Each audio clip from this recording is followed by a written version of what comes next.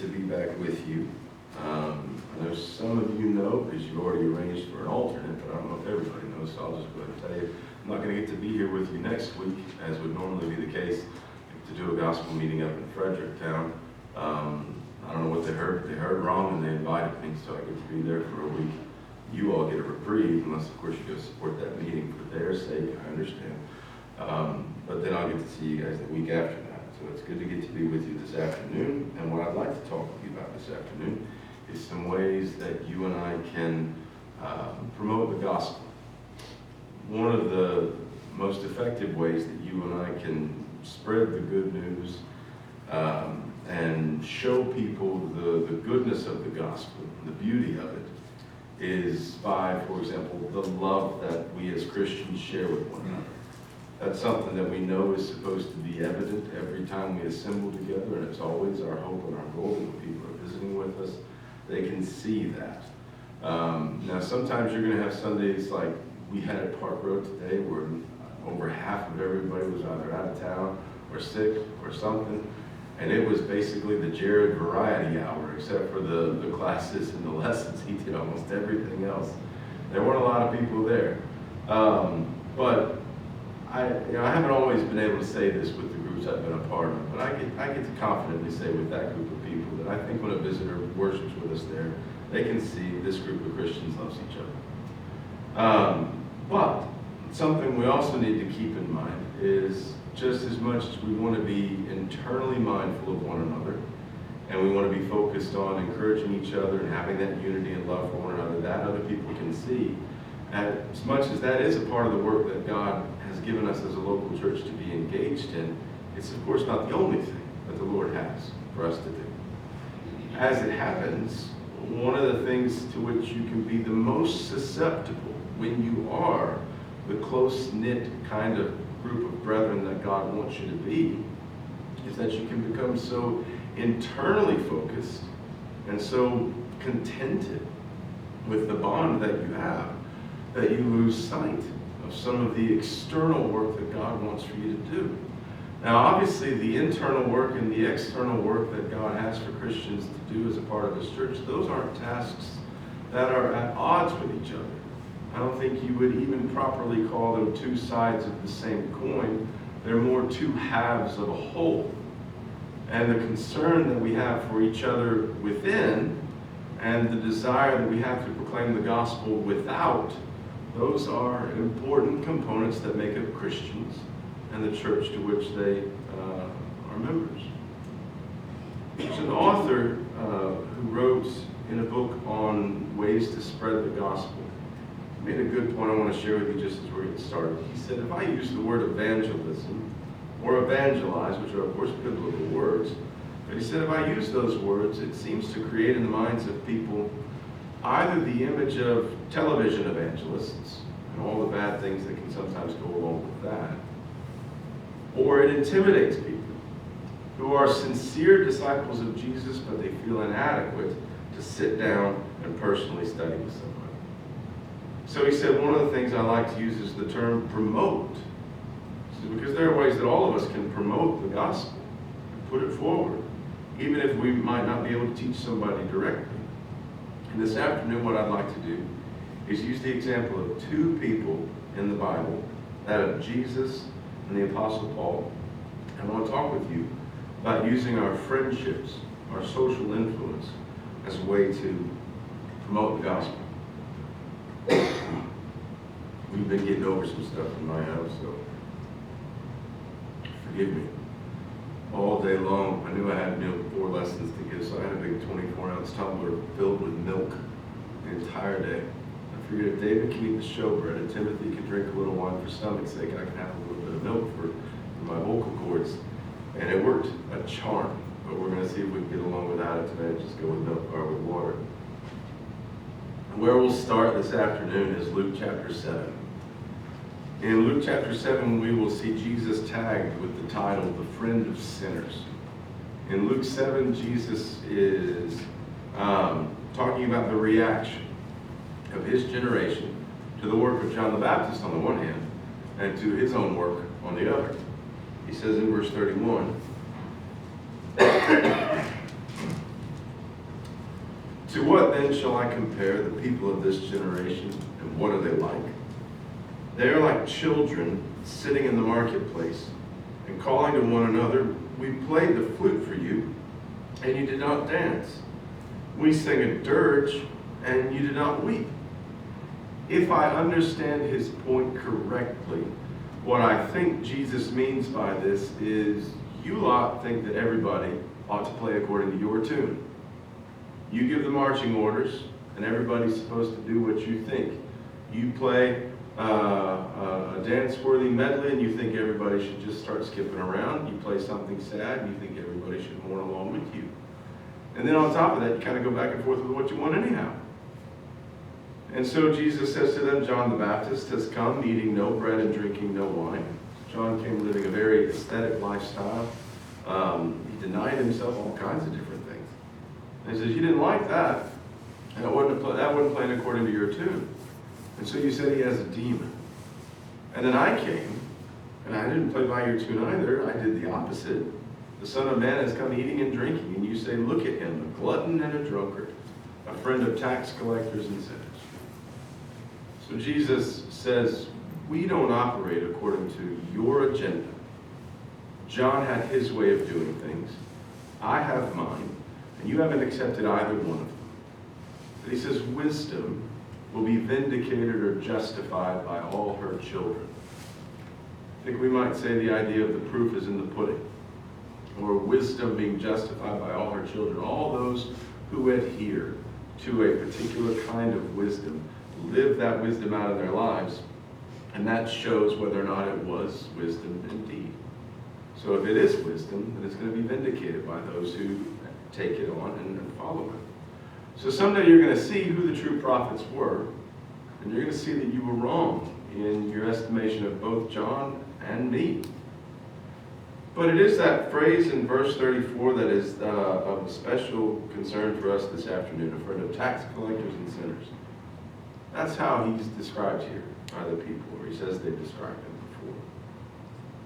So I'm sure you've talked about tax collectors in lessons or classes before, and just why they were as despised as they were. And in large part it's because they're in cahoots with the Romans.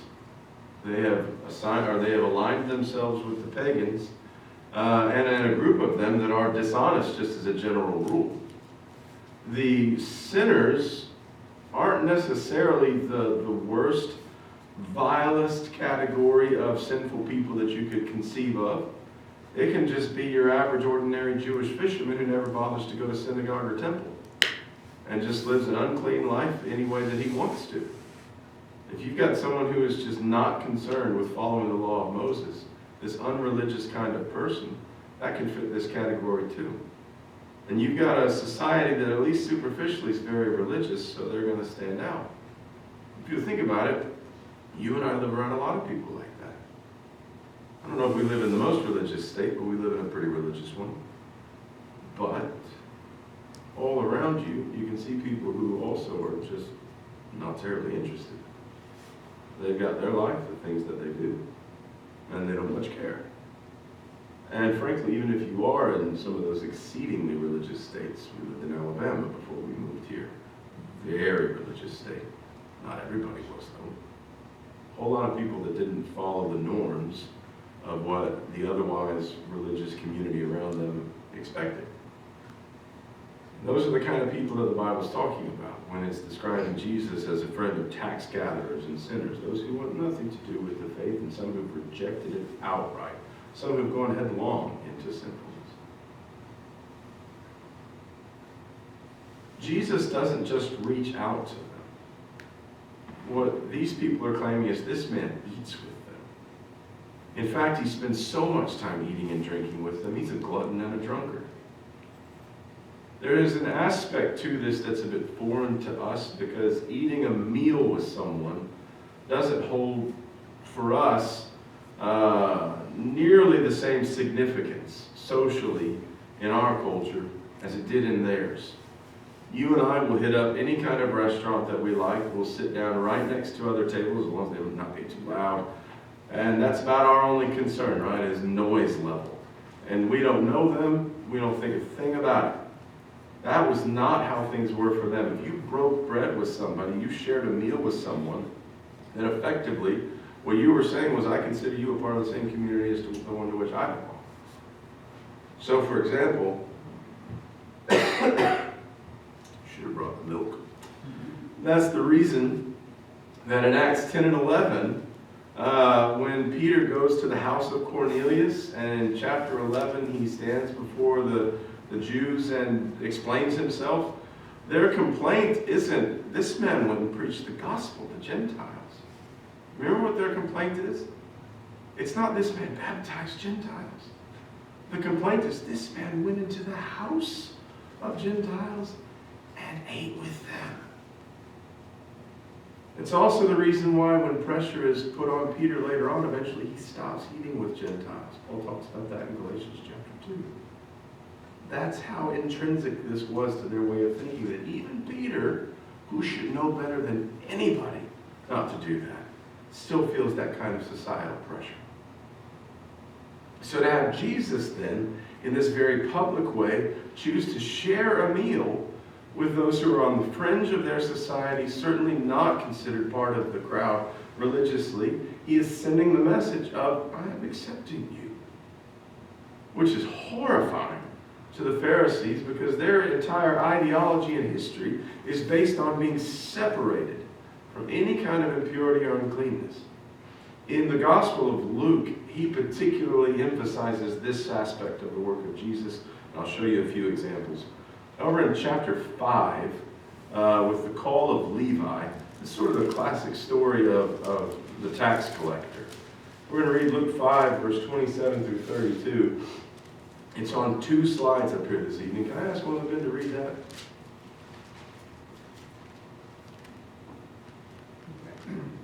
After this, he went out and saw a tax collector named Levi sitting at the tax booth. And he said to him, "Follow me." And leaving everything, he rose and followed him. And Levi made him a great feast in his house. And there was a large company of tax collectors and others reclining at the table with him. And the Pharisees and their scribes grumbled at his disciples, saying, "Why do you eat and drink with tax collectors and sinners?" And Jesus answered them, "Those who are well have no need of the physician. Those who are sick, I have not come to call the righteous, but sinners to repentance." So Jesus explains to them, I'm using my friendship with these people because of the genuine concern I have for their welfare, in the same way that a physician would be concerned for the health and the well-being of somebody who's sick. He says, that's who I've come for, the people who are spiritually sick. And that's kind of the classic tax collector story. But then if you go back to chapter 7, you can see the classic sinner story. Luke 7, verses 36 through 38. One of you guys want to read this one too? One of the Pharisees asked him to eat with him. He went into the Pharisee's house and reclined at table. And behold, a woman of the city, who was a sinner, when she learned that he was reclining at table in the Pharisee's house, brought an alabaster flask of ointment, and standing behind him at his feet, weeping, she began to wet his feet with her tears, and wiped them with the hair of her head, and kissed his feet, and anointed them with the ointment. So how does Simon the Pharisee feel about this? He goes on, I don't know if this is the next slide or not. No, it's not. He says to himself, if this man were a prophet, then he'd know exactly what sort of the woman this is that's touching him. She's a sinner. And that's when Jesus then goes on to tell the parable of 2 men who are in debt. You've got one who is deeply indebted and one who owes significantly less. Both of them are forgiven, and the question is simple. Who would love their forgiver more? And it's the one who's been forgiven more. And then he makes the application to this woman whose obvious love and blatant affection for Jesus indicates just how much she realizes the depth of her sin and how much she needs forgiveness. Whereas Simon the Pharisee has quite a ways to go. So the point I'm trying to make is just this. In his ministry, Jesus sets an example for us because he with his friendships with people, through them, he reached out to identify with and have an influence on sinners. He used his friendships with others to try to influence them for the Lord. something we have in our time that's evolved in our country is what you might call a vast Christian subculture. And what I mean by that is this. If you go to a bookstore, not only can you find a fiction section, you can also find a Christian fiction section. If you want to rent a movie online, you can not only search for comedies, you can search for Christian comedies and that sort of thing. Just this vast network of things that belong to this quote-unquote Christian subculture. So it is possible, if you're a believer, conceivably to just navigate your life dwelling in nothing but that narrow subculture. Now there is obviously benefit and blessing to being surrounded by things with a godly focus. For my part, I went to a college that was a private Bible-based school, and I personally wish every high school graduate could go to that college. You can be a perfectly fine Christian without it, but it was such a benefit to me. I wish others could do it too. Just a tremendous blessing in being surrounded by Christian friends and even Christian professors. But beyond that, there is a great blessing in having books and movies and other entertainment options that are filled with godly choices, godly concepts, instead of all the filth that's just all over media these days. But you and I as Christians can use that subculture and just so thoroughly surround ourselves with religious things that it becomes like the cone of silence in the old Get Smart TV show. Now, I think that was all done when I was born, but it would come on Nick at Night, and I loved that show. And that cone of silence would come on down, and you couldn't hear anything else if you were inside of that plastic tube. If you can treat life that way, to where the only people that you talk to, the only people that you relate to, and the only people that you really encounter most of the time are people just like you. And yes, we most certainly need to make a valiant effort to guard our heart. We don't need to invite, filthy content into our home, but we can't very well reach the lost if we avoid all contact with them. So let's look at Luke chapter 19 as we're thinking about this. In Luke 19, you've got perhaps the most famous story of Jesus meeting with a tax collector or sinner. It's the story of Zacchaeus. And here's what I want you to consider as we're looking at this. In Luke 19, which is where the story is found, Jesus uses this episode to explain the whole purpose of his ministry on earth. He says, I want you to know what I'm all about. And here it is in Luke 19 and verse 10. The Son of Man came to seek and save the lost. That's why I'm here. But another thing to consider, in Luke 19, this is just a few verses before what we call the triumphal entry. And I bring that to your attention so that you and I can recognize that one of the very final things Jesus did before that fateful week in Jerusalem started was to send a message that here's what the last 3 years have all been about. Zacchaeus, I want to come and eat with you because the Son of Man came to seek and save the lost. That's been the whole point all along. So then, let's meddle a little bit. Who would be the people in our culture that for us would fall under the heading of tax gatherer and sinner? And ordinarily religious, conservatively religious people would want nothing to do with those people. Who would those people be? I can come up with some categories of people in my mind. People who in our culture, I do not in any way, shape, or form have a natural desire to want in my social circle. That if I'm going for the easier route, I wouldn't befriend them. Might not even really try to talk to them, because it might be pretty awkward, pretty uncomfortable, combative, difficult, all that kind of thing. When we were living in Alabama and Gavin was a good bit younger, he played t-ball for a little while until he got up to the coach pitch, and not the first game, the coach hit him in the shoulder and he was done. But he played t-ball for a little while, and we got to spend a lot of time around all the other moms and dads whose kids were on the team. Sometime every now and then you got moms and dads who were great. A number of them were pleasant, and we're still friends with a few of them, but some of them were the kind of people that make the YouTube videos when they set a scene at a kid's T-ball game. They were the kind of people you would deliberately avoid. They were the kind of people that would motivate you to go buy a collapsible chair so that you could go sit on the other side of the bleachers and not be stuck there with them. And it was a few weeks of that before it finally dawned on me, you big hypocrite.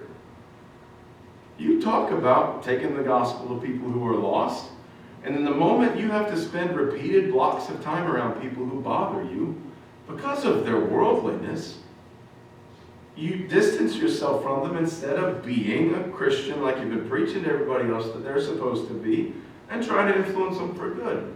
And especially, I preach for a living. If you don't and you have a job at a normal place of business, you're surrounded by people of the world all the time. Preachers usually aren't. Whenever we're in a group of people, it's either here at a church service or maybe it's at like a Panera Bread where you're there for a Bible study. So you're spending all your time around either people who are Christians or people who you're trying to teach to become Christians. You're not often surrounded by people of the world. And lo and behold, the moment I was, all of a sudden this big wimp comes out and I can't handle being around people who are unpleasant because they are ungodly.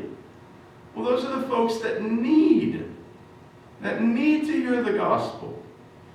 And what this guy needed to do was follow Jesus' example and be a friend to tax gatherers and sinners and T-ball parents.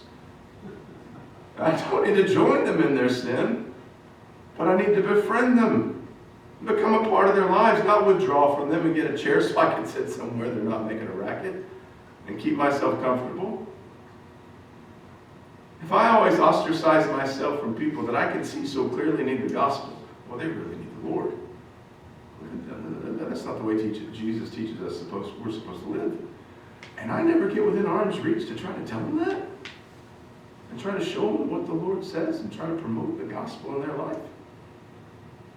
Then one thing I am for sure not being is anything like Jesus who came to seek and save the lost. I'm seeking my own peace and quiet. This is wrong. Matter of fact, to give you another example. We got time. I preached this lesson Sunday evening or Sunday afternoon at Park Road last week. And the Thursday before that, we'd been having a Bible study out at Panera Bread with some folks. And this one man was there as well. And he walks by our table, he sees the Bible's open, and he stops to talk. That happens often. And it's a good thing that it does, because then you try to strike up a conversation, you try to get a Bible study going with that person. And so we talked with him, and he kept talking for a while, and finally it had been going on for quite a bit, and we did have a limited amount of time. We had another study in the next hour, so we were trying to, hey, we would love to meet with you. You seem like you'd like to study. Can we give you a card? Can we talk with you? Can we get your phone number and set up a study with you? And poor guy didn't take the hint.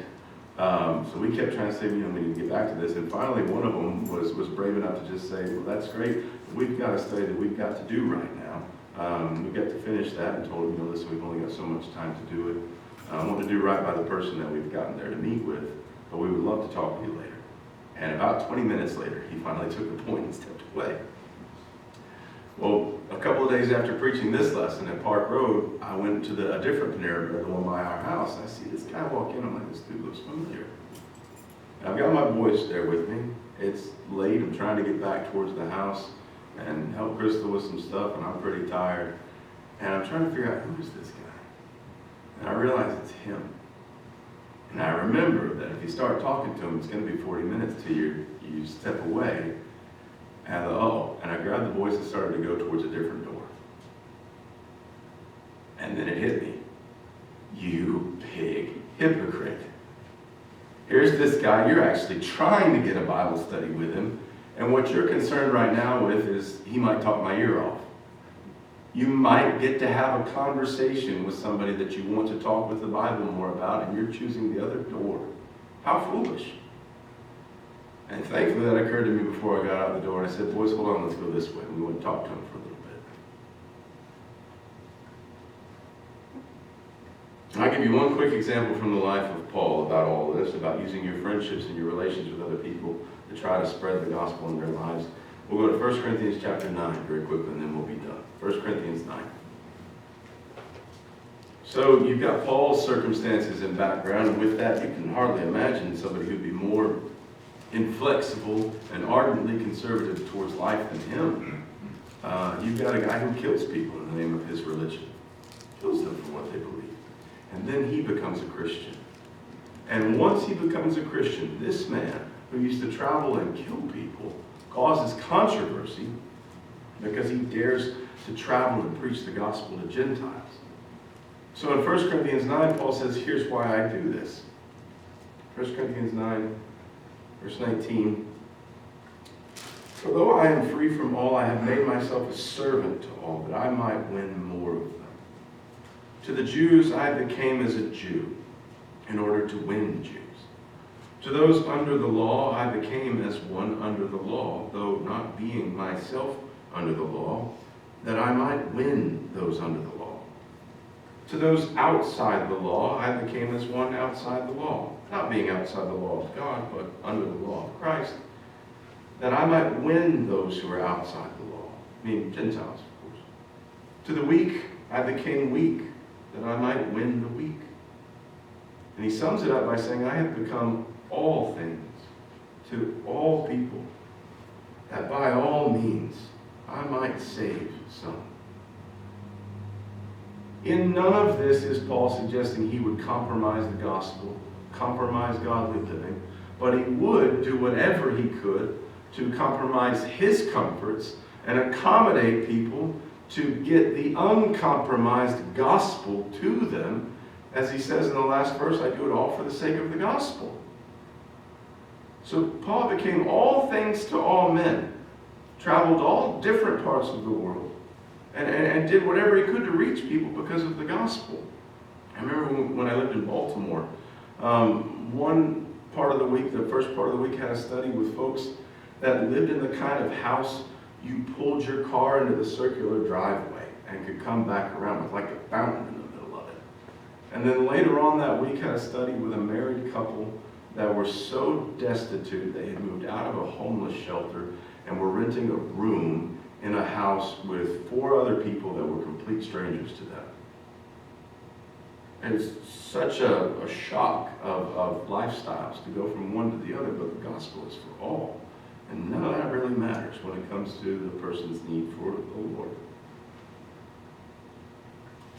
Look over at the end of chapter 10. You've got possibly the worst chapter break in all the Bible that we're going to come up on here. But he says in verse 31, after he's talking about the issues of idolatry and eating and drinking and all of that, he says, here's your guiding principle.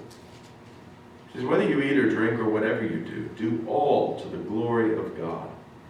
Give no offense to Jews or to Greeks or to the church of God. In other words, Paul says, I'm doing everything I can not to cause offense to Jewish unbelievers, Gentile unbelievers, certainly not the church. Verse 33, just as I try to please everyone in everything I do, not seeking my own advantage, but that of many, that they may be saved. And then overlooking just an awful chapter break, he says, be imitators of me, as I am of Christ. As I am of Christ, where Paul learned to do everything that you can to reach everybody that you can for the sake of the gospel. Where do you get that kind of idea? He got it from Jesus Christ, the friend of sinners. And just before we end, I want to address a couple of misunderstandings I want to make sure we don't walk away with. First of all, in saying that you and I need to use our opportunities of friendship to reach people, what I don't mean is that if you're a new convert or you're somebody who has been unfaithful and you've just returned to the Lord, that what is best for you is to immediately plunge yourself into a social circle of nothing but unbelievers. That'd be foolish. Jesus and Paul are tremendously spiritually mature, obviously. They're working to be an example and an influence, not to be influenced. So we need to use some caution and some wisdom and care to make sure we don't put ourselves into a situation where we don't have the spiritual strength to handle it. So it requires wisdom. You also could not say of Jesus or Paul that their closest circle of friends were unbelievers. That wasn't true for either one of them. They had a great deal of time spent and influence with people who were not believers, but their closest friends, the ones who had the greatest influence and time with them, were those who were close to God. And that needs to be the case, that our closest friends are the people who are closest to God. And we also need to understand the importance of making sure that we are a loving, open people who are ready to teach the gospel to all the people that we contact, and that they're able to see through the genuine love and friendship that we have with them that we want to follow the example of Paul. We want to follow the example of Christ. And we want to be a friend of sinners to the glory of God and for the sake of their souls. So I'll leave you with one final verse. John 15 and verse 13. Greater love has no one than this, that someone lay down his life for his friends. For whom did Jesus lay his life down? For all of us. He laid his life down for sinners. So Jesus was a friend to sinners. It's certainly not just some kind of slogan, not just in polite social settings. He was a friend to sinners even on the cross. He gave his life for them, which is why he gave his life for us. Because we were sinners. And he wants to be our friend. I think that's something that ought to have a pretty profound effect upon us. So this evening, if you're not a child of God, we very much want you to think about the love that Jesus showed you. That he would even go to the cross because he wants to be your friend. And we want to ask you to turn from your sins and turn to him and be baptized. And if you are a child of God, then I hope very much that you and I will think about the impact and the difference that we can make with the friendships that we have. I imagine there are a few here who are Christians because somebody chose to befriend you. Or maybe because somebody chose to befriend your parents or a few generations back and see all the Christians that have come from that. They chose to show you the love of Christ in the very way that we're talking about this afternoon, and that's the reason you're a Christian today. So I wonder then who it might be out in the world that a month from now, a year from now, can be sitting on a pew somewhere nearby because through your friendship, you brought them to Jesus. Let's think about that. May God help us to think about that in the days and weeks ahead. Let's stand and sing.